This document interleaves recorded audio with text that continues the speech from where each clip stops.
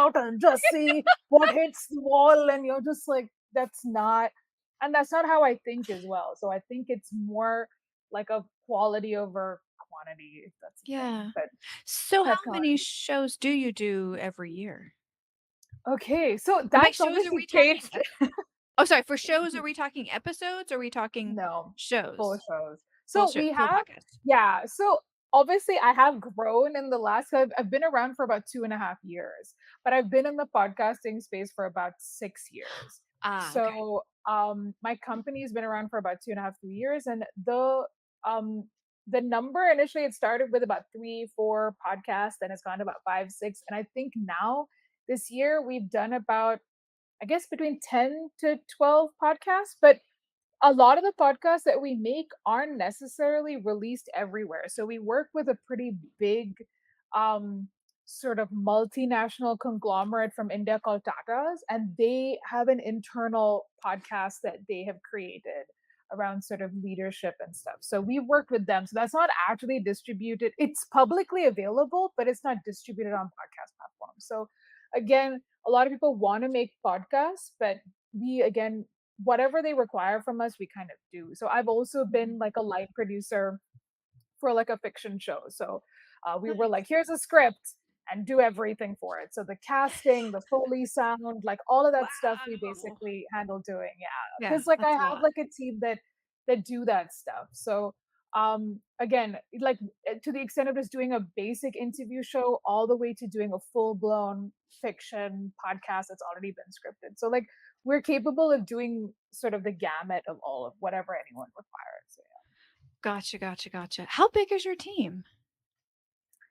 Currently, my team Hmm. is too small, Steph. I need more people. That's how many people, too few. So I have a core team that work Yeah. with me full time, Mhm. and that's about 5 people, 5, 6 people. But then Wow. outside of that, I also have a couple of producers and a couple of editors that work with us on projects. Yeah. So I have a core team that works obviously every day, and then on a project to project basis, I sometimes hire producers or I hire editors that will sort of, add to our team because our team can't Yeah. handle everything. But Yeah. I am hoping to hire more people full time. Uh-oh. I want more people. I need a bigger team, Steph. Oh You God. do? I can't believe you I already need I have need I that need to make many. more money. I need a bigger team. Oh my Flight gosh. agreement. Oh, I have so many thoughts right now, but I'm gonna pretend to be a focused person. Here we go. You mentioned that you don't do video. I Yeah. are you tempted to venture in that So area? um what I tell people is that so technically I I do. I do video, but it came out. I couldn't help myself. We're school children, but the fact that we went like, I do. Mm. You have no idea the things that go in my head that don't come out of my mouth. I'm good. And it is coming out like that only. So we do video, but it's not my forte. So we do video for podcasts, but we don't Yeah, do video production. There's a right. huge difference. There So is, yes. yeah, so my thing is the reason why I say that we're an audio first company is that we're happy to record video. So we've done like, I mean, Made in India, my own indie music podcast, it's Mhm. a full 3 camera setup. We have like and I'm recording music and bands, Yep. so that's very different from recording like a 2 person or 3 person conversation. This is like Yes. guy on drums, guy on guitar, guy on bass. So it's like with that, I have I have like someone who handles all of my video, who he himself is a musician as well. So he understands, oh, when the chorus comes, I should go and, it should be on So, the camera should be on the wait a GoPro. So minute. The music that you play on the Made in India episodes, that's not from their tracks. That's actually happening live in the studio? yeah, it's not all my Whoa. episodes are live studio sessions. Yeah. Most of them are and were, and I've done the odd. The mixtapes aren't. The mixtapes are just recorded Yeah, music yeah, that yeah, yeah. artists Yeah, send me. but the But interviews with the music, those are live. yeah, those are live. Whoa. Which is why like my show is so that's our flagship show. That's like Right. my baby. Yeah. And so that's I always use that as sort of like a benchmark of like, if I'm able to Mhm. release this week on week, then, that's a lot of effort because I'm also mixing and Oh, mastering the music. And, this is a really big deal because for us, I mean, we just released an episode like last week mhm. with a sort of punk garage rock band from Bombay called the Light Years Explode, and all Yeah. four of the songs that are featured on the show are unreleased music. Like they've never performed that ever. They're like, "Can we perform Wow. all our new stuff?" And I'm like, "Yes, please." So it's all new music, and the Wow. studio we also work with is a music studio. So I work with so the guy who started the studio, his name is JJ. His name is Jahangir. Coincidence, but yeah, it's JJ. So JJ is a drummer. He started Island City Studio, which is a recording studio and a music studio. And him and I Mhm. have collaborated on doing, the sort of recording the stuff as well as like doing the post production, the mixing of the music, which is the complicated thing. So that, yes, I do video for that. And that's like Mhm. my own personal investment. But then I work with people who get it. And it's also like my baby, my Yeah. rules, whatever. But when I'm doing it for a client, there is a much higher expectation. And my forte is not video Mhm. because I don't know anything. I have to also be very honest with myself and say that I'm not a video professional. I've Yeah. worked in audio all of my life. The moment you start going into video, then you start like the actual video production is a much so is it a three camera setup, a four camera setup? Do you need lights? Like, are we Mhm. doing this and how are we filming that? And it's like I don't know because I never studied video production. And Yeah. this is not like I'm gonna record it on Instagram Reels or something. This is like a proper video production. Yeah, yeah, yeah, yeah. And so I have people who work with me on video stuff, but I can't like if someone says I needed to produce a video, I'm like, I can do the video for your podcast, but I can't do a video production for you because then that Yeah. doesn't like it doesn't also it is this thing that oh you're an audio production company, but we want video also, and then they start asking for a whole bunch of stuff for their video. Yep. And then I'm like, this is not so they want a video production for Mhm. audio production Yeah. budgets. And I'm like, Yeah. that's These not are gonna such important distinctions, you have no idea. I've been having a lot of fun playing with video lately, but only because everything I do are interviews. So it's very talking head kind of thing, yeah, and that has been a really good gateway for me, and honestly gateway, but I think that's where I'm gonna stay. 'Cause I like to specialize. Like, I wanna get really stinking good at this, and then I wanna do yeah, it better and faster. But I don't really want to venture out and do all kinds of video stuff. fair But a enough. lot of people are starting to put their podcast onto video, and it's so yeah, so I don't think a lot of people know all of those things that you just mentioned. Those are really important things to think Yeah. about before you start going in that direction. It But is, we're and then gonna you're yeah, oh, sorry, go ahead. and no, so the budget completely changes, like, I recently had Yes. someone who contacted me who said that, "Okay, so" I mean, I'll give you an example. One of them was like, "Do you have, like, catering?" And I'm like, What? for video production, yeah, so for video productions, right? You Yeah, have like, especially if you're doing like a big celebrity driven show, yeah, you have like, I don't know what they call it in like Hollywood or whatever, but it's like you have like food because yeah. it's shoot days. They count it in days.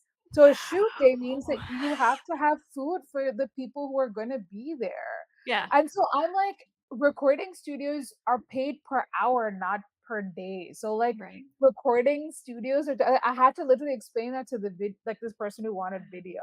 Yeah, They're like, "Okay, how much would it be for the day?" And I'm like, "Well, you pay a studio per hour, but you can book it for the whole day." right, And so right. it's not a shoot studio. You're not shooting in there. You're Mhm. doing audio in there, and audio is an hourly thing. So yeah. And so yeah, so again, Wow. differences in terms of like production budgets. That's a Yeah. huge difference between recording on, like, StreamYard like we're doing right now and then sending it to Yeah. an editor to just take out a few bits versus doing what you're talking about with an entire day and catering and all Yeah. that stuff. That's a huge difference. But we're gonna talk more about the audio team and production stuff over on Yeah. simple podcast editing in a different episode to come out soon. But I want to touch on one more thing before we talk about podcasting in India. You mentioned that the impact of the show was more important to you than the quantity. How in the world, and this is not a trick question, I'm still trying to figure this out. How in the world do you Mhm. measure the quality of the show? So a lot of it Or is the like, and impact, again, sorry. Can I back up? yeah. How do you measure the impact of the show? So a lot of what we're doing, and again, you have to also understand that unlike video where you put it up on a, a YouTube or something, then you only have like, this is how you measure it. But with podcasting, it's your sort of like, you're cobbling together stats and information from, Spotify and Apple. Even though, like, say Libsyn, which is what we use, actually, puts it all together. But Mhm, if I'm putting this on Wink or JioSaavn or Ghana, it's very different. And mhm, we get a lot of numbers from India local apps too. So we're cobbling together this information. And then on top of that, when we're putting our reports together, or my partner Sean puts a lot of the reports together, he will also pull together what are the kind of search terms that have been used, to discover your podcast. mhm. So that kind of stuff makes a huge difference. So one of the things that we did recently, which he did, which I thought was super interesting, was that which social media is your, sort of traction coming from? So like Yeah. some podcasts, like LinkedIn, is like had a far better click through rate than Mhm. say Instagram, which is interesting for us, which means that your Wow. promotional plan changes. Yeah, So then you can tell a client that I think you should actually do more on LinkedIn than you would yeah. on Instagram because your click through rates, for listenership is higher Mhm, here. So I would say that when I'm talking about quality of the impact, the thing that even if, and again with a lot of the shows that we're doing, even if we're doing them sort of in the development sector, it's an interview show. A lot of it happens, it's very specific. So I'm always like, even if the numbers aren't in the millions, as long as they're listening to the full episode, I think that's really mhm, important. If I have mhm. above 60% average, Yeah, retention rate, that's that's huge. really good. Yeah. And I think that's what we look at qualitatively, because then the client will come back to us and, go, okay, so what should we do next? And I'm like, oh, there's a next? Great. When are we doing the next season? Because that's when you have like, they clearly realize the value of this medium and they're Yeah. using it in different ways. And I think people are still figuring out, just like you are, Mhm, everyone's figuring this out because it's not like the Indian market is mhm. completely tapped in the sense that we all know what's going to happen. There Yeah. still is no comprehensive across platforms, across India, Mhm. specific podcast statistical data in terms of Yeah. like sort of which region are people listening to more. I'm only looking at it across the platforms that I have. I mean, sorry, Right. podcasts that I have. So I think things like that, like when you go to, infinite dial, or you're doing like share by ear or on ear, I can't remember. But a lot of the stats and that kind of data is so Mhm, valuable, but it's also America centric. mhm, And there isn't like one, and India, of course, is not a homogenous country. So the difference between an English listening audience and a Hindi listening audience and a mhm. Tamil listening audience and a Telugu listening audience is Yeah. super different. And there really isn't, there's more regional content and there's also more listenership for that regional content. So there is like Mhm. a hungry audience. So I really, even if I was going to tap into doing something that was in a regional language, I would still do something indie. I would still do something that was a little Yeah. off center and a little less mainstream because I feel Yeah. like that's always been my sort of my bend. But I think that's what's that's kind of some of the shortcomings I feel like are there of, you know, like you said, when you're talking about the impact, this Mhm. is how you look at it. And I think in Mhm. India, there just there needs to be more data. I just don't think there's enough data.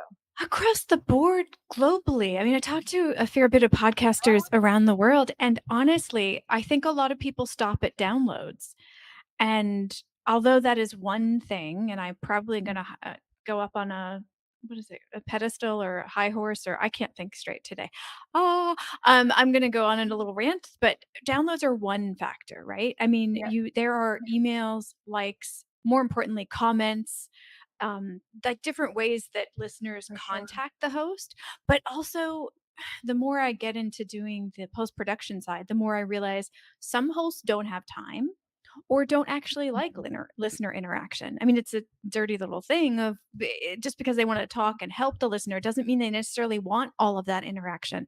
So, how do Yeah. you quantify that kind of one on one interaction when the host doesn't have time to do it?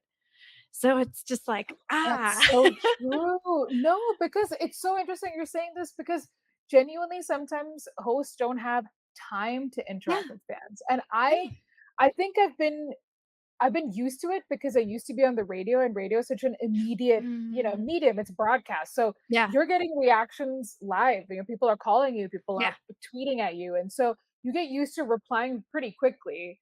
And the thing with podcasts is that you have to make a little more time for it. It's not hmm, so immediate because it's happening throughout the release of your show. And yes, I do have like loyal fans. Like there are fans of that course like you sort of do. like, no, and the thing is that, like, they came from radio and Yeah. listened to me on the podcast, which is interesting because like, I Oh, never knew that that could happen, yeah, and then they'll comment on stuff. I've met some of them. Like, I remember when I started doing events because, again, it's a music yeah, podcast, it's so easy to do a gig. I, yeah, called artists to come and do a live because, like, when you're taking your podcast live, I can take mine live because there's a music performance. yeah, So I had someone who came literally from like outside the city limits of Bombay yeah. and like couldn't even get the last train back because he really wanted to come. So like that's loyalty. Like that's Oh, the impact of your show that people are coming from outside city limits to come for your podcast and your gig. And that's quality and that's yeah. impact, right? And That's I a think super fan that's right like there. Yeah, yeah. yeah. And I'm like, Oh my gosh. it's if I have like a million people listening for 1 minute and then one guy who makes that effort, isn't that so much more? Isn't loyalty important? That's so awesome. And And how do you quantify that? And that's part of how where do my you brain is quantify? going is how do you collect all of the engagement and oh, and then you have all the comments on the more interactive podcast apps that are starting to Mhm. come out. If you're not subscribed, if you don't have them downloaded and you don't check, you don't even know those comments are there. Like, how do you, like, it feels Yeah. like a cowboy trying to get all the horses or something. I don't know where my analogy Also, is going, but it's hard. I it is, and can I tell you something? And this is Yes. honestly, when you think about tech, it's the most ridiculous thing that people can't comment on an episode. I Like, you can leave a review on the know. Mhm. show and you can do all that stuff, but if someone wants to comment on your episode, you Mhm. can't do that. Doesn't that sound mega You basic? you can in some spaces, and that's what's starting to shift a little bit. Like, you've got Good Pods, and apparently Clever is another app, but you have to download Oh, those yeah. apps and then check I'm all of talking them. about the mainstream apps. I'm talking about the chunky Mhm. parts of the pie. Like, I'm talking about Apple, Spotify. I'm talking about these. Like when you think about the Yeah. bigger apps who Yeah. have the bigger numbers, even Yeah. if it's Google Podcasts, like whatever it is. Like, I know that Google Podcasts has done stuff really interestingly. Like, for Yeah. example, you can play an episode from a search result. Like, Yep. that's amazing. They did that That's in the last 2 years. yeah. And I think that's like, so there are things that are, I agree with you, are taking place, but it's I saw this interview and I'm so sorry, I'll forget his name, but the guy who started, like, one of the founders of Instagram, and they talked about this, like, the tiny problems and Yeah. how like Yes. it's just making tiny tweaks to like really understand. Like, there's some apps that are, I feel like, built for a listener experience, Mhm. and there's some apps that are not. And because so many apps are like music and podcast integrated, Mhm. that and majority of them kind of are like, I mean, there are, and most people, again, in India, because it is Mhm. like an Android majority country, that Yes. there is this there is most of the apps that have podcasts are also playing music, and the way music Mhm. functions and podcast function is So not the different. same. And this is the problem that I have with Spotify. I love that they've made podcasts more accessible. And in Europe, where I've been for the past 2 years, they are the app. When I say podcast, people ask me, "Oh, can I find it on Spotify?" Like they automatically think that's synonymous with podcast. And I think I love Spotify for music. I've discovered so much new music accidentally with their algorithm there. I give them massive props. But the oh god, using Spotify for the few podcasts I follow that aren't anywhere else, I I pull my hair out because it's such not a podcast app and I'm trying to listen to a podcast. not. I'm trying to rewind. I'm trying to fast forward. I'm trying to look at show notes and I'm like, "This is terrible. Why are you guys using this for podcasts?" It's honestly, I only use Spotify to Mhm. share podcast episodes because most people listen to podcasts on Spotify. Yeah. So their ability to share from the app is Yeah. actually so good. But the actual listening experience, because I'm It's gonna be super terrible. honest here, since we're Yeah. doing big reveals, I use Overcast Yeah. because Overcast is so good Mm. as an experience for listening. Yeah. Whether it's the time coding, and it's the way that they, you can listen to different parts of, the way Yeah. they link, and the scrubbing and the voice boost and all that. Like, Overcast is brilliant. Like, Yeah. I've been using that app for the last, I don't know, since I started listening to podcasting in India, and that's Yeah. literally the app that I use. And Wow. for music, I don't use for music I use Apple Music, Yeah. because Eh, most like, even if you take Spotify or a lot of other music apps, they're sort of what they call geo locked, right? You can't listen to like yep. every, because of the different licensing, music licensing. But Apple doesn't have that problem. I can Yeah. listen to like the most obscure bands from all over. And also, because I'm all about music and artist rights, one of the things that I realize is Apple pay out the highest percentage Yeah. to artists for streams compared to Spotify. Okay, and kudos to them for that. Yeah, and that's the thing is I wanna hate on Spotify for their platform, I wanna hate on Apple for being invisible once they made podcasts a thing, but they both have done different things for the Yeah, space, they really just have. not the Yeah, things that really affect the day-to-day right now. I know. So, yeah, I it's like, "Thank Yeah. you, but why?"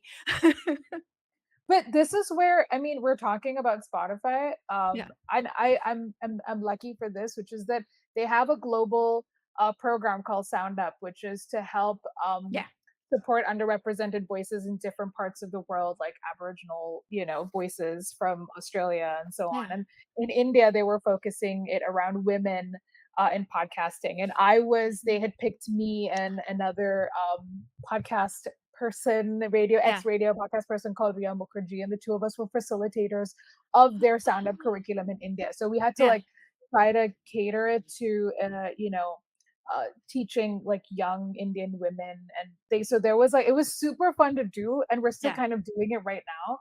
But again, there is like, they are doing a lot of stuff to support the mhm, podcasting community very differently from other yeah, apps. yeah. Just not the UI. Yet. It's probably coming. I mean, they still are fairly new to the Mhm. podcasting space considering and that's the thing I is think all of the things that we're talking about, it's like 15, 16 years into the medium and they're still analytics are still so bad and, interfaces are still so Well, bad and I think connectivity is just horrible. Yeah. it is. And when we're talking about when we talk about India and when India got into podcasting, right? So, for example, I mean, podcasting has been around, like you said, for about 10, 15 years. But Spotify Mhm. entered the, sort of integrated podcast into their app in Yeah. 2000, around 2015, which was the same Did year they? Oh, wow. that, yeah, that it's the same year that GeoSavan, which that Yeah. used to be called Savan, they were the first Indian. So I mean, they're not completely local to India. They Yeah. also like like expats. They're also partly based in New York and here, but they were one of the first apps to invest in original audio content in Mhm. in India, and that was in Yeah. 2015 as well. So it's not like there was like that much of a difference. It was all kind of happening quite Yeah. parallelly. So Yeah. yeah, if See, Apple and ever I gets thought over it. that Spotify joined in about a year or 2 ago. I didn't realize it was as far back as 2015. No, so that was the Wow. first time they internationally integrated Yeah. podcasts into. They came into the Indian market in 2019.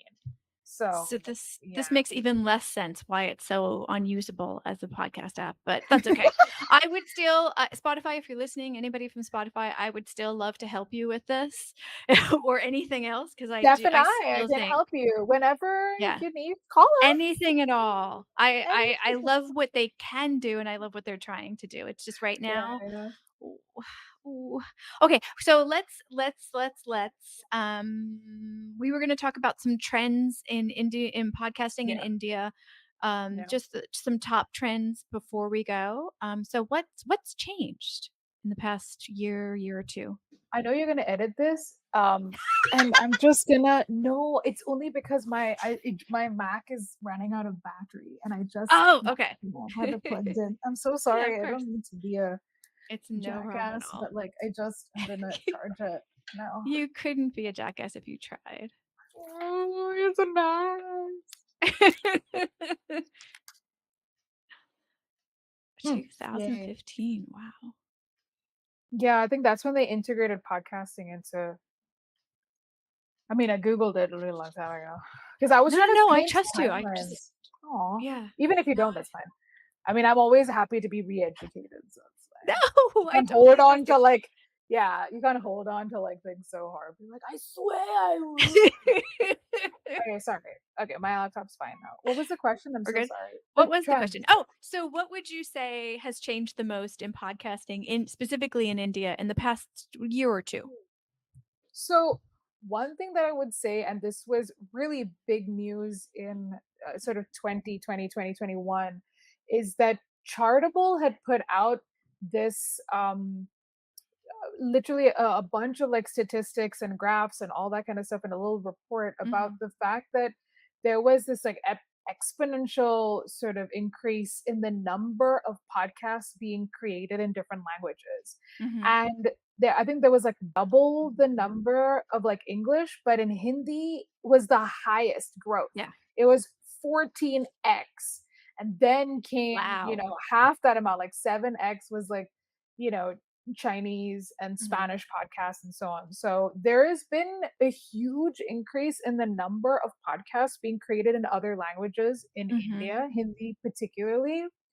I would say that the thing that I want to see more of, I guess, would mhm, be this different formats. I don't think mhm. anyone's doing, no one, and I think you and I will bond over this, is that this medium actually has the ability for you to experiment. And I think you have this ability to be more creatively bold in terms of what you want to do and how you want to do it. And I don't think if people are exploring that idea, and I you have to really understand the audio medium a little bit, Yeah. which is where I think there needs to be more um I don't want to say training, but I think there needs to be Mhm. more education around the medium itself, because I don't think there's enough of that. I think what I've realized now also, and this is maybe I'm going to be in pet peeve territory, is that a lot of people who are maybe like educating others about the medium have probably just started using it in the last year. And so they might Mm. not, you're putting yourself out there as an expert and asking people to pay Yeah. you to train them to make a podcast, and then you're not actually, I have to admit I'm not a sound engineer. I work with sound engineers, but I've been working in this medium for my whole career. Right, So right. when you're putting information, you're telling someone something, oh, you should do it this way, when actually they could be doing it another way, you're Mhm. limiting them, right? Because you've only ever had that much experience. Well, 1, I love that you were, estimating that we would bond over this, we will, and 2 is that there's a big difference, and I'm just starting to tease this out myself. There's a big difference between being able to technically put out a podcast, which some people automatically assume is just an interview podcast, which is very meta because that's what we're doing right now, and Mhm. putting out something very creative. I think a lot of people think of podcasts as an attention getter, but not necessarily a creative outlet. And that creative storytelling, I think, is something that gets lost in the training. Like, I actually I actually dip into, like, different, like, creative and writing and different, like, storytelling kind of things to get Mhm. inspiration for podcast ideas, and then I realized how much time it would take to put that into an audio form, and I usually stop because it's Yeah. very difficult to get this very isolated sound experience to be that magically creative without a ton of time. So, but that Sure. the creative But thing, it's yeah, yeah, I'm only saying this in terms of um I'll give you an example, and this is a yeah. very simple example. I'm not even talking about sound design. I'm talking about basic interview skills, Yeah. because I've been an interviewer Oh. like for like all of my life, and Yeah. I'm literally gonna create an Instagram reel of this. One day you will see it, and you'll be the first to know. But every time, the first question you ask an interviewer. So tell me a little bit about yourself. That's a really broad Yeah. question. You're asking someone to summarize who they are Yeah. in how much time? Like, you want me to tell you my whole I was born in Tiruvalla. My mother had suffered 18 hours of labor during my birth. And so I'm like, that's like so. Then, Yeah. same question. It's just like, okay, so tell us a little bit about yourself and what you do. And I'm like, that's like, Yeah. I'm talking about this is basic.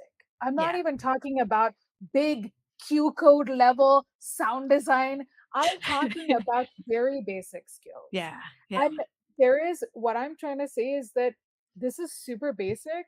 And I think it's like really important because like even another thing is that and I've experienced this obviously having many conversations with Mhm. creators because they're always, talking to me. So for me, I'm talking from experience of how people say, "What happens if you do this?" and "What happens if you do that?" Mhm. And I'm always trying to help them figure out a different way to do something.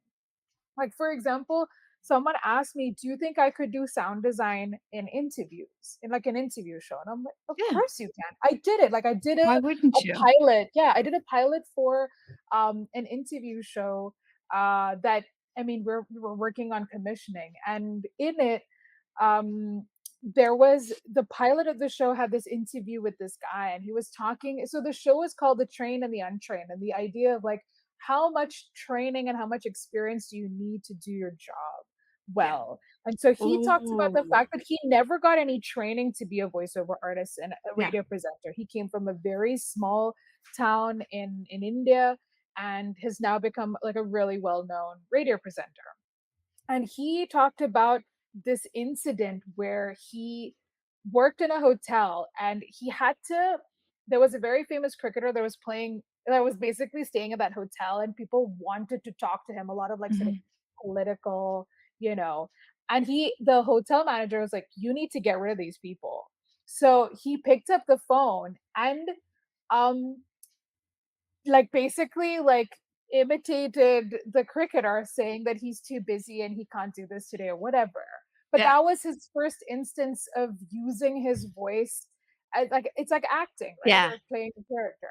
So that entire story that he told, we created like sound design on it. So when he says, "I was working in a hotel," and you hear the hotel lobby sort of sound come in, and he's like, "The Mhm. phone rang," and you hear the phone ring.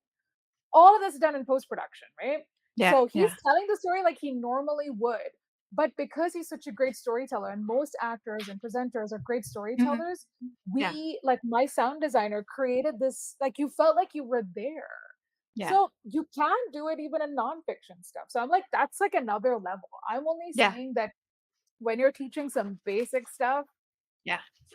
is Well, you know what we have to do? Well, okay, on in the defense of new podcasters, it takes a while to learn that stuff, and a lot of people learn as they're doing no it. doubt. On the other side, I'm not talking about learners. I'm oh talking about gosh. people who are teaching, who come from, "I made a Oh podcast gosh. last year, and now I will teach you how to make I podcasts." I I'm know. like, I know. Trust me, I know. it's like because I'm experiencing how I have to teach people to unlearn what they have Yeah. learned. Oh, That's I what I'm going through now. I'm Is they're not coming to me fresh, they're coming to me like, "Yeah, but I heard that this is the way you do it." And I'm like, "No." You know, I taught language for a long time before I slid into Yeah. podcasting, and we would call that fossilized errors, just like fossils in the stone and stuff. It's stuck, and you have to spend time getting it out and reshaping it. And it's the same thing with this. It's the same thing. And I know what you mean, and I know partially some of the folks that are doing this. And I mean, there's so many reasons into that. But honestly, all I want to say for the solution to this is I Mm, think we need to make an interview course. That's all I'm going to say. But, we're gonna go into I'm planting seeds. That's all I do with my life. I you plant know, seeds. so Spotify will call us about, whatever tech solutions they require. There you People go. will call us about training. I'm There cool with you that. go. But we're gonna continue on this conversation over on the Podcast Editing Plus. We're gonna continue this conversation over on the Podcast Editing Plus podcast, which is a lot of the word podcast, and we're gonna talk specifically about, building an audio team and some my favorite topic, your pet peeves in audio that have come up really recently. I have so So many. I know, but we're gonna focus. We're gonna continue to try to focus, and we're gonna go over there, and we're gonna listen to the rest of this episode because May, you are amazing. Okay, now that's the end of that one. I'm just gonna change my name because I realized that if I'm going to a different podcast, I should probably have the name of the other podcast on here. La la la la la. So this one I think will be quicker, and I've realized that you'll probably have to come back for different bits that we're tangentially going down because I could talk to you forever about this stuff. I'm always ready to talk about this stuff. So yeah, Yay! But we'll space them out a little bit so that people are sure, always like, yeah, "When's May coming back? When's May coming back?" All right, we already did the intro for this, yeah. so let's. What do you want to talk about first? The audio production team stuff or the I'll pet leave it to you. peeves? I'm Okay. not on hosting duties. I'm guest duty today. Shit. All right. Make me make decisions. Okay, we'll finish with the pet peeves. All right. Cool. Well, thank you, May, for joining us again. I already did that. Blah, blah, blah. Delete, delete, delete. How do I segue into this? Okay, we just did your Just ask the information. question. So part of your empire, May, is having that audio production team. So um let's start off with what do I want to start off with? Like, can you describe your team? That's stupid. Hold on. What is the first question? Uh, why did you decide to expand out and have a team instead of just staying solo? So, you know what? I ask myself that a lot because no, genuinely, because I sometimes feel like I should have just, how you would be a director in a film. It's Mhm. not like you're running an entire production company, but you're directing. So a movie, like I could be the, I don't know, Mindy Kaling of my own empire or something, I guess. But my whole thing was that initially, I when I started out, I was concentrating on the survival of my own podcast. I think that was my first priority. Yeah, yeah, of And course. then people started, because I'd been in the podcasting space for a long time. I had people ask me, "Hey, you know what? Could you make my show for me?" And then Yeah, that kind of, snowballed into me just making more shows. And then yep, I had people who were like, "Hey, I'm thinking of making a podcast. What do you think I should do?" And then I would just start having conversations with them. I'm like, yeah, "What were you thinking about?" And I had, like, for example, there's this brilliant comedian called Kani Surka, and she wanted to make a podcast, and she's like, I want to do something around dating. And I'm like, what kind of stuff do you want to do about dating? And she's like, the thing that I love to do, I love setting up my friends. I'm like, oh, that's interesting. She's like, maybe I should get my friends to set me up. And then that ended up changing because she comes from a particular Muslim community in India called the Bodhi community. And she told mhm, me that her grandmother used to be a matchmaker for within the Bodhi community. And so then she said that maybe I'm a matchmaker too, like my yeah, nani and like my mom. And so this whole thing of like her podcast ended up, so that entire process of helping someone figure out what their mhm, podcast could be. And then we made a podcast with her called Cupid Knees, and the idea was thanks. The idea for the show, which I love, was that initially what it would be was that she would set up two friends on a date. So it would open with like like just a phone ring, And then it'd be like, "Hi, what's up? Hey, remember I was gonna set you up with that guy? So that guy is this person." And I'm like, "Okay, cool." And then the next you're like, "Remember that girl I was gonna say hi?" So that's who the person is. And then what would be was that you don't know what happened on the date. So you'd hear these 2 calls before the date, and the conversation, so the next day when your friend calls Sweet. you'd say, "You won't believe what happened to me last night." Yeah. That's the podcast. So Oh that my was the show. god. That's a So gem. yeah, and so it always is from, obviously the difference is that this will always only be from one person's perspective, but Right, of then you course. only ever talk to your friend. You're not Yeah, talking to the other person. So exactly. these are like ideas. That's what I'm saying about ideas. Like if you keep talking it out and really work on like developing these ideas. So like this is what happened with me. I started doing all these things and working, and again it all started up as conversations, and then Mhm. when I was putting my team together it would be kind of on a project to project basis because I wasn't getting enough projects to warrant me taking people on full time. Yeah. And then more bigger projects came in, which is when I started taking people full time. And then that got instantly wrecked in the pandemic. And then I wasn't able to pay full salary. And that was scary, but it didn't last for long because suddenly Yeah. we started getting projects and pitches and all that. And then I am now building my team. And as you mentioned, my empire. Wow. Your empire. So yeah, so I'm excited about that because I get to now do the things that I really want to do. And I Yeah. think that's the thing that I'm really focused on trying to do. So right now I make the thing is that I make my own show, but I'm Mhm. also making other people's shows. I Yep. am trying to find a way to get to a point where I can make the shows that are like all my ideas so that I Yep. can start putting all that stuff out there. So Yep. that's like, so for me when I'm building my production team, Yeah. it's about making sure that it's a few things. It's the people who are working on it need to feel invested in the stuff that they're making. That's I think the most important thing for me. It shouldn't feel like a job. It should feel a little bit like I Yeah. like this show and I like this interview and I enjoy Yeah. this. Because if you're just doing something, mechanically and Yeah. robotically, you're not really like I'm not gonna all of my Yes. staff, by the way, every single person I work with promotes the podcast. Even if they have 10 followers on social media, Yeah. they're like, have you checked out this podcast I work on? It's amazing. Mhm. And Yeah. I think that's beautiful because they feel so invested in a show that they've made that they Yeah. want to promote it, even if they don't Well, have a million followers. and that's the thing is I used to do discovery calls for new podcast editing clients just by an email or just by a comment, and then I was like, "No," because I spent so much time talking to people whose content I wasn't excited about. Not that because of them or because what they were doing was wrong, but it wasn't a subject that I was interested in.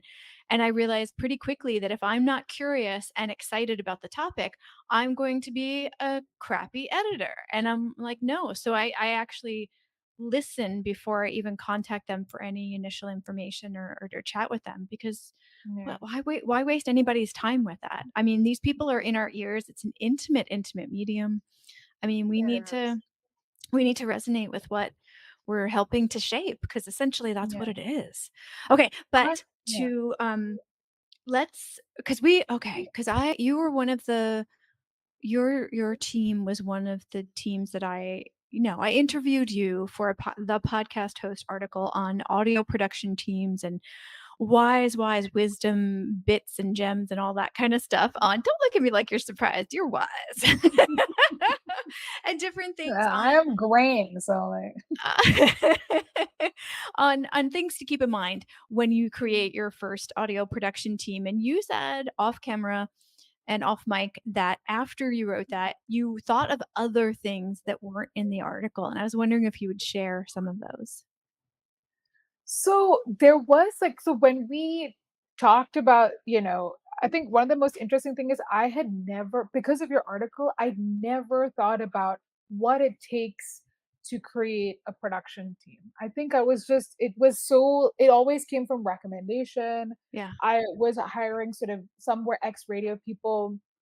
I'm working with sound designers who work on TV and film, who work on Netflix and Amazon shows. So I was working, I know, with a pretty relatively, these weren't just none of them actually came from podcast solely Mhm. because podcasting is still quite a small industry. Yep. But I think one of the things that was really important, and the things that I realized when I was sort of writing that, those that piece with you, is that um the people that I work with, like, one is that I think that when you hire, you either hire someone who's excited about learning or hire someone that is able to teach. Uh-oh. Because I think those were like the You two froze. I things don't know if that. you can hear me, but you're Oh, I can hear you. Sorry. Can you hear me? Hello? You're also frozen. okay. Hello? We're Can you back. We're hear me? back. Yeah, yeah, yeah. You were saying when Okay. you hire you Okay. So one of the things I realized when I was hiring people was that either they have to be a good learner or they have to be a good teacher. So Mhm. those were two things that I realized started to become important after I hired them, which then became a way in Yeah. which I was going to hire them. Mhm. So if this person was enthusiastic about learning, then I knew that they would just do anything to get to that, to reach a level where, that they feel proud of themselves, you feel proud of them. And or if I'm hiring someone that is good enough that they can sort of teach well.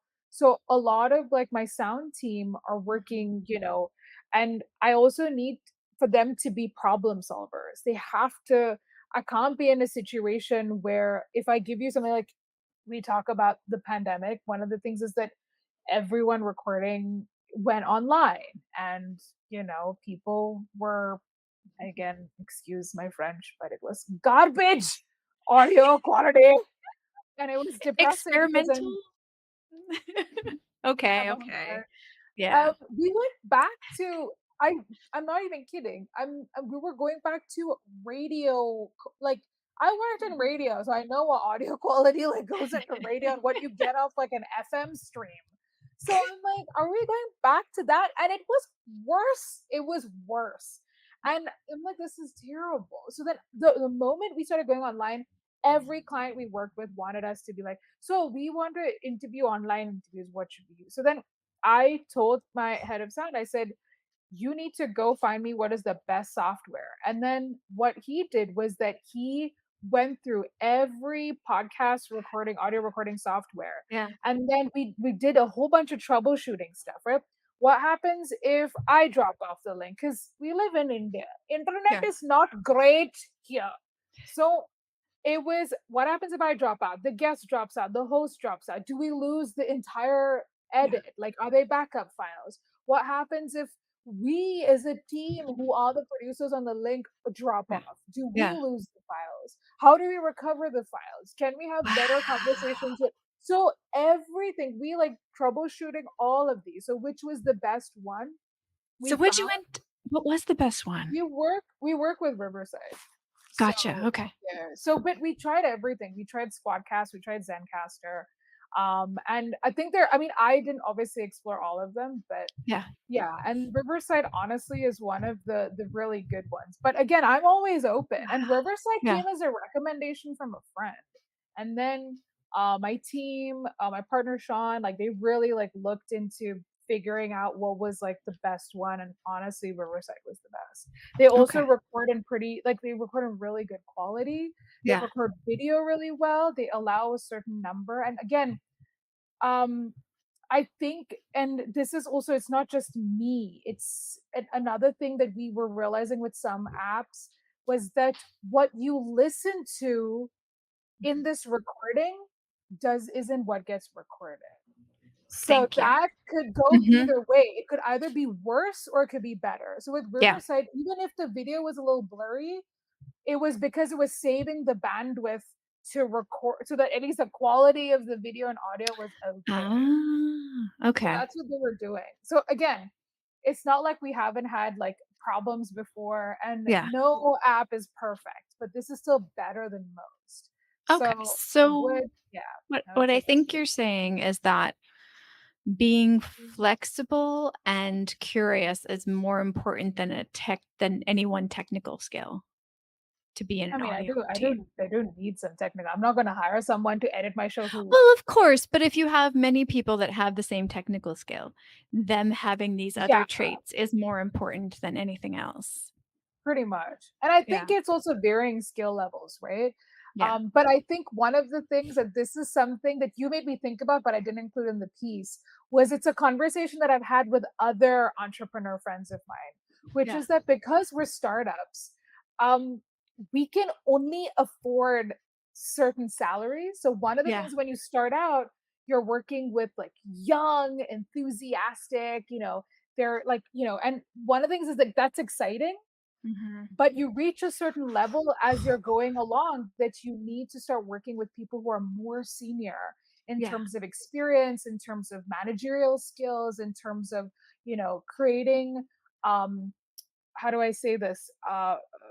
Like production management sort of Yeah. protocols, and how do we function as a team and a company. Yeah. So my thing is like some of that's my job, but then that's not a job of someone who's so junior. So one of my Mhm. friends who runs a startup, like an art startup, him and I were talking about this. He's like, I can't push that threshold to hire someone more senior because I can't afford it. Yeah. I'm Yeah. too small a company to afford people who can be senior enough to take decisions on the Yeah. company's behalf, to be able to go out there. And so that's something I didn't include in the piece, That's but it's more of a fascinating. startup issue than it is Yeah. a But it production. is because it's a startup issue for audio production teams. So that is something that maps over exactly, and that's something I hadn't thought about. Oh, wow. Yeah. Yeah. Yeah, Budget, and budget. yeah. Pricing but for me right now it's pricing because I'm not maxed out client-wise yet. But Mhm. after that, it is what can you afford to get help with? That's a really good point. Oh Yeah. my gosh. Okay. Well, to lighten up the seriousness, why don't we end with how many pet peeves should we do? Keeping in mind time, because it's sunny outside, so I need to go for another walk today. So priorities are Well done. important. Of course, I would not doubt your priorities whatsoever. So how many pet peeves do we want to quickly list off here? Do you want like 3, 5, 20? Not 20. 20? How about 3? 1? You want 1 pet peeve? Uh-oh. No. Okay, we could do 3. But I feel like we should do 1 each. Like, so Oh, I hadn't even thought like about 1. let's do 4 or something. I do 2, you do 2. Okay, And then fair we enough. can we can trade off. I'm gonna have So to I'll think about start because I Okay. have to give you time. So my pet peeve, and as you can tell, is obviously somehow related to audio quality. But my issue is that with the pandemic and everyone in lockdown, and we've been through 1 year of that, and the second year, in India especially, we've had a second wave. The issue is that a lot of people have, the exciting thing is more people are making podcasts because you're in your house, you're trying to figure out something to do. It's a way to express your situation where you are. It becomes a brand building exercise. It becomes what your company, can sort of put out as their sort of brand mouthpiece. But the thing that's troubling is that I feel like the audio quality has dipped Mm, in terms of the standards of audio quality. And people aren't doing enough to, like, I feel like most of what my editors are doing, and my sound design guys, are just cleaning audio yeah. all the time. And it's everything. It's like I live in India, we're a noisy country. There's a bird outside my window called a koyal, and it's Oh. just this one. So even though I can do it in my cupboard, Mhm. my editor is like, well, the koyal's back. I have an elevator near my, my doorway for my apartment's near my Mhm. elevator, so you can hear the elevator going. So that bleeds into the audio recording. Right. And so my thing is that the audio quality has dipped. But the thing is, to make the effort to improve it actually doesn't take that much. Mhm. So my thing is that doing things like keeping your AC on, and then because I'm in a hot country, put your Yeah. AC on, cool your room down, and then switch it off. Yep. Having shutting your curtains. Like we had someone who was based in Goa who sounded like she was in a bird sanctuary. It was torture. And because she can hear it, but she's become so used to it she can't Yeah. tell. And we've had a lot of people where we're telling them we can hear a lot of sound where you are. Yeah. Where are you? Like, for Well, example, yeah. does it So is it atmospheric or is it distracting? Like, can you not hear the person through all that? yes, that's the problem. Oh. It's not atmospheric. No, it's the thing is like if your voice is not clear, Yeah, it's it's I can't how much can I yeah, reduce you? Because like there's a point in time where I can take out the noise, mhm. but if I keep doing that same process on the Yeah, audio software, it starts manipulating your yeah. voice. It starts And then creating artifacts too. Yeah, yeah, yeah, yeah, yeah, for and sure, for then sure. so that then you Okay, listen. I've okay, been okay. getting so ear It fatigue. I've suffered it from ear fatigue. yes, I gotcha, I gotcha. In an attempt to keep this shorter, should we do mine or okay, because I have one that kind of pings off of that.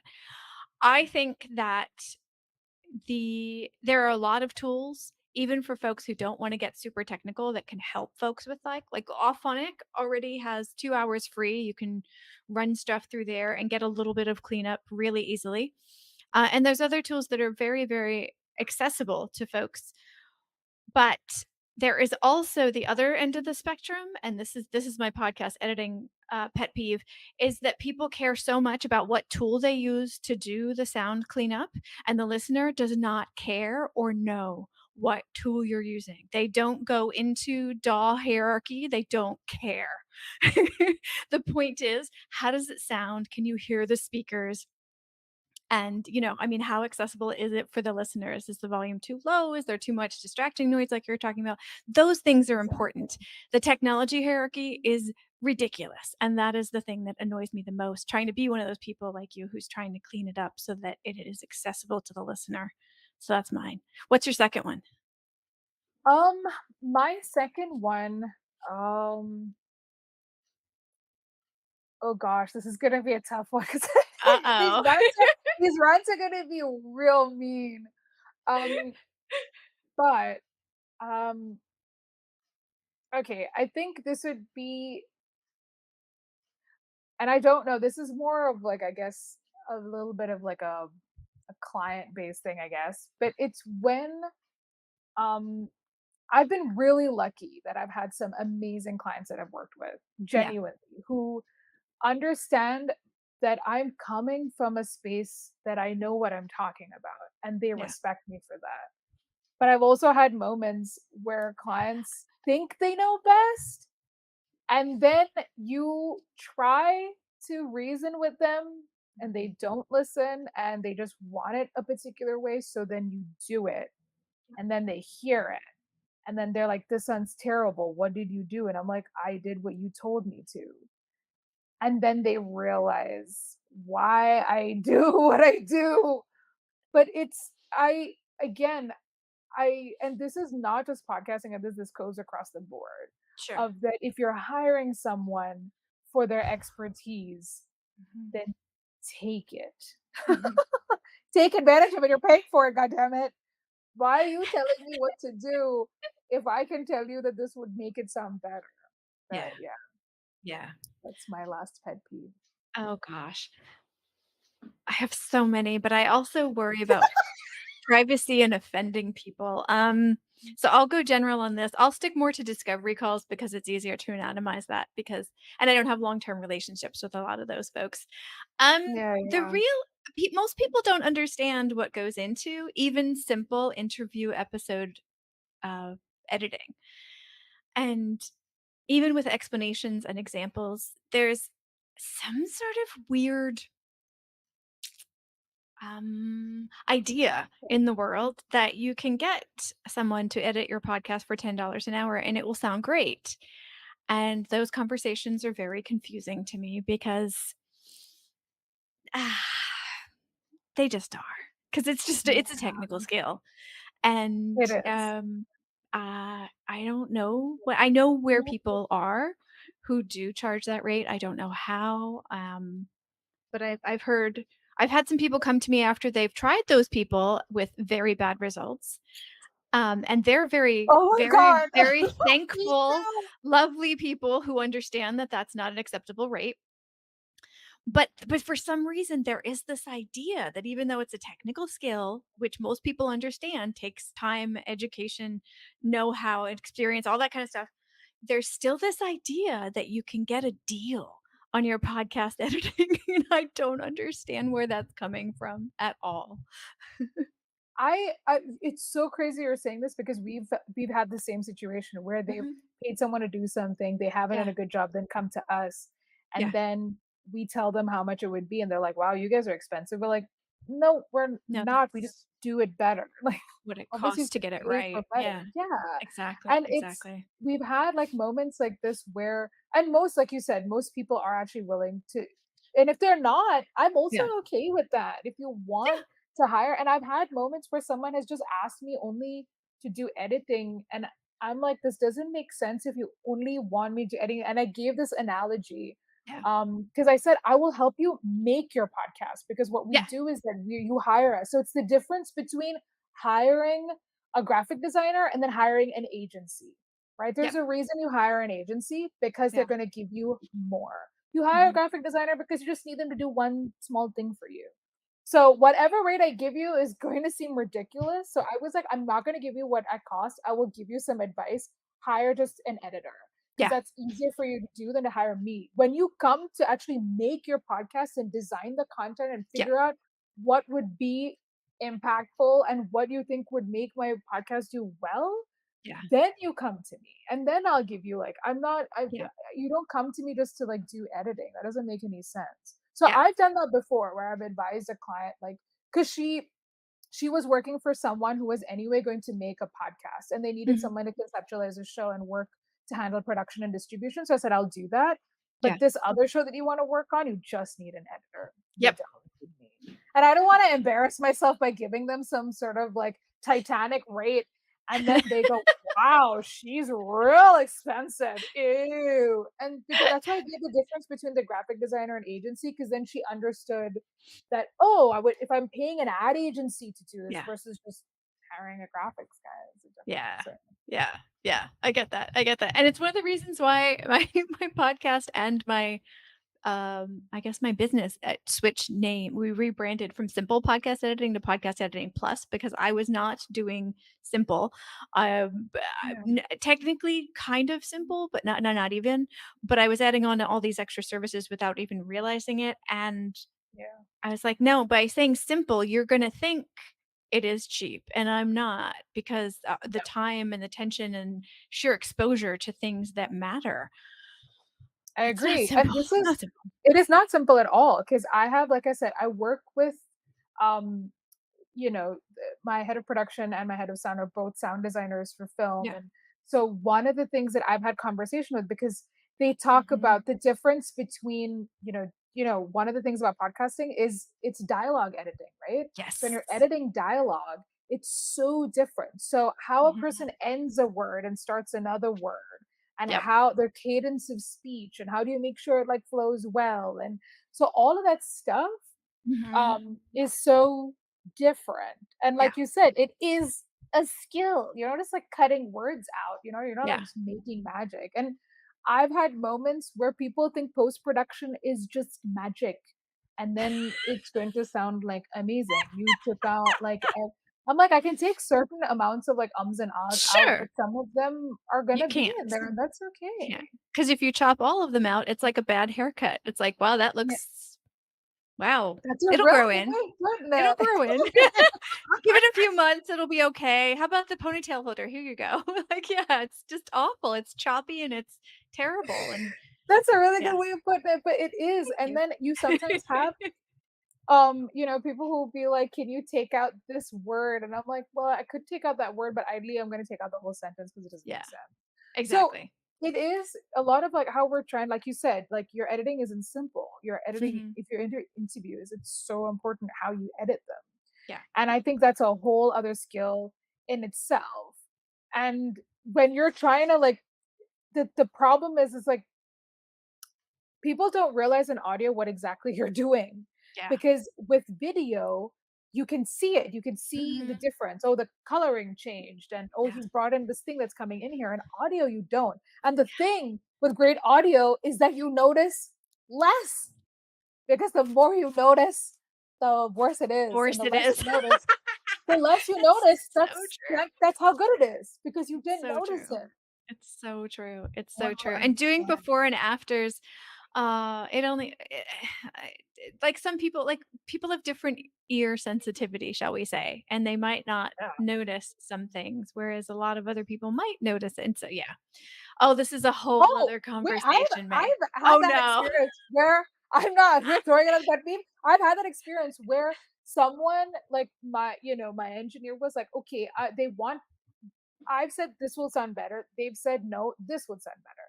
So we were going to create two versions so that they could hear it, and they Yeah, yeah, yeah. still liked the bad version. And so No. we try not to do that often if I Yeah. know that they're going to like the really Yeah.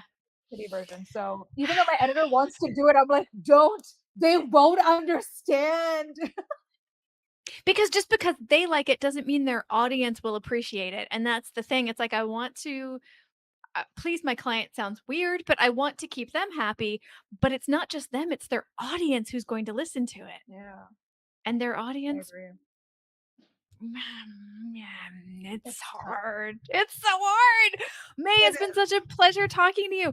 Please tell people where is there like a central place that people can find all your contact stuff? Yes. So basically, if you go to, we have our website that's madeinindia.in, MAED, and we're on Facebook, Twitter, and Instagram. It's the same at Made in India, MAED. I can't believe I didn't bring that up at the beginning. So May, your name is spelled M-A-E and Made in India, M-A-E-D. I feel like I need to learn how Yes. to put that on the screen. I love every Oh, time I see that, I giggle. It's brilliant. thanks. I didn't actually make it up. It was coincidental. So I used to do a request show on the radio.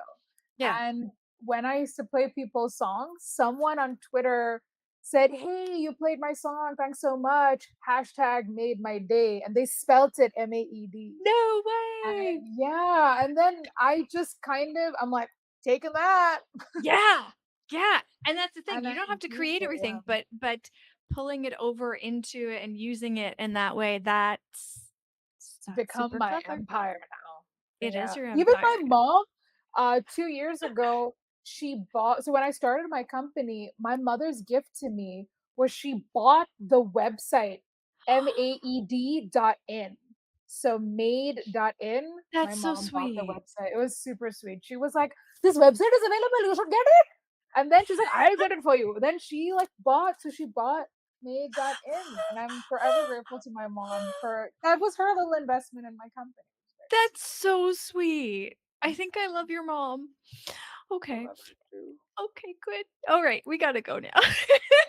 Thank you so much, May, for No this. Again, worries. folks, remember over on Geopets podcast, you'll find the first half of this conversation where we talked about all kinds of things related to podcasting in general, podcasting in India, and podcasting in Made land.